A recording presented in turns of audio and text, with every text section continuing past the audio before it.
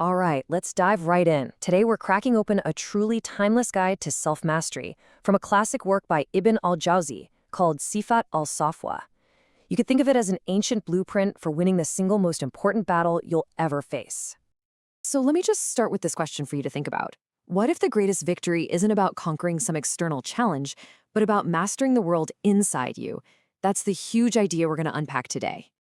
Okay, so first things first. We have to ask, who were these people? Who were the elite, or al-Safwa, as they're known?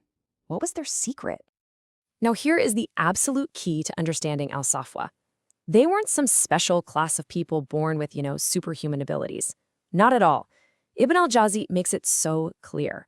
These were ordinary folks who achieved something truly extraordinary through a very specific internal process by focusing on purifying their hearts and their intentions. And this slide just lays it out so perfectly. The myth is that these were some kind of untouchable, perfect saints. But the reality? They were focused human beings.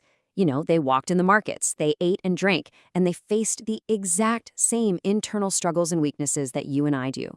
And here's the crucial part. Their path wasn't magic, it was a learnable discipline. Anyone could follow it. So what really set them apart? What was their secret sauce? Well, it was their relentless focus. While so many of us are busy polishing our external image, how we look, what people think of us, the Safwa were obsessed with the state of their heart.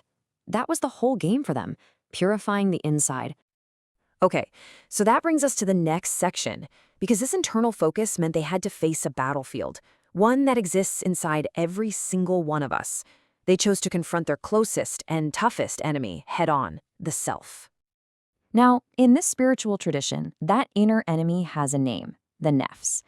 Just think of it as the ego, or that part of you that craves comfort, loves being praised, and is always looking for the easy way out. The Safwa identified this as the #1 obstacle they had to overcome on their journey. And the nafs wages its war with some pretty specific weapons. Ibn al-Jawzi calls them poisons of the heart. Things like riyah, which is doing good things just so other people will see you, or urj, that feeling of admiring your own good deeds. Then there's ghafla, just living in a state of distraction, totally forgetting your purpose.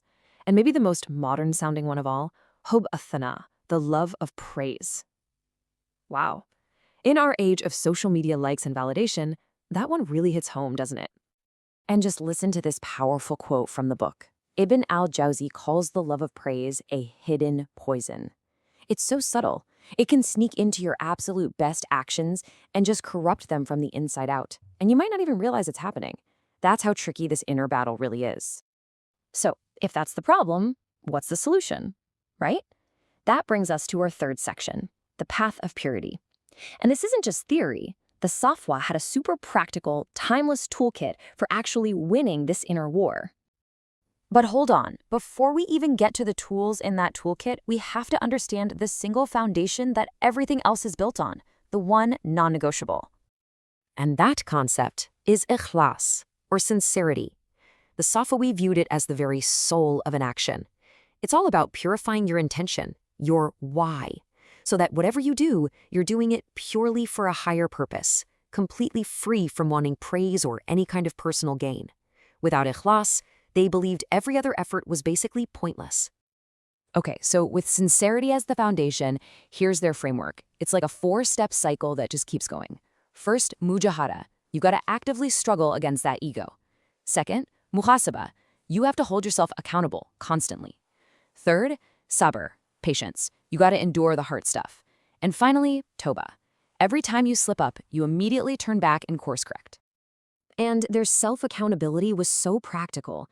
This wasn't some once-a-year review. We're talking moment-to-moment awareness. They were constantly interrogating their own motives. Why did I just say that? Was it to help, or did I just want to sound smart? Why was I silent just now? Was that wisdom, or was I just afraid? It's a profound level of self-awareness.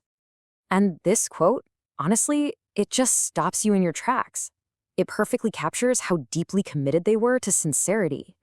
We live in a world where people are practically tripping over themselves to publicize every little good deed. The Safwa, they were the exact opposite. They were so terrified of praise corrupting their good deeds that they would hide them with the same intensity that most of us would hide our faults. Just think about that. This brings us to our final and maybe the most important section. It's so crucial to understand that this path isn't a destination you just arrive at. Nope, it's a continuous, lifelong journey of growth. This timeline lays it out perfectly. It's not a checklist you finish once and you're done. It's a dynamic cycle you live by. You start by just admitting the struggle is real. Then, every single day, you practice that accountability. You're constantly renewing your intention. With every challenge, you practice patience. After every mistake, you return. And you strive and repeat that for your entire life. So here's the big point. The goal was never to become perfect. It was to remain on the journey of striving. This should feel like a huge weight off your shoulders, right? It's not about never messing up. It's about what you do in the moment right after you've messed up. So let's just boil it all down. What are the key takeaways? First, true strength isn't out there, it's inside you. It's mastering yourself. Second, sincerity is the soul of everything you do. You have to protect it fiercely. Third, self-accountability isn't a tool to beat yourself up with. It's a flashlight for awareness. And finally, remember, this is a marathon, not a sprint. It's a journey for life. And that's where we'll leave it. The wisdom of the Safwa isn't just some dusty old history. It's a practical guide. It's a mirror.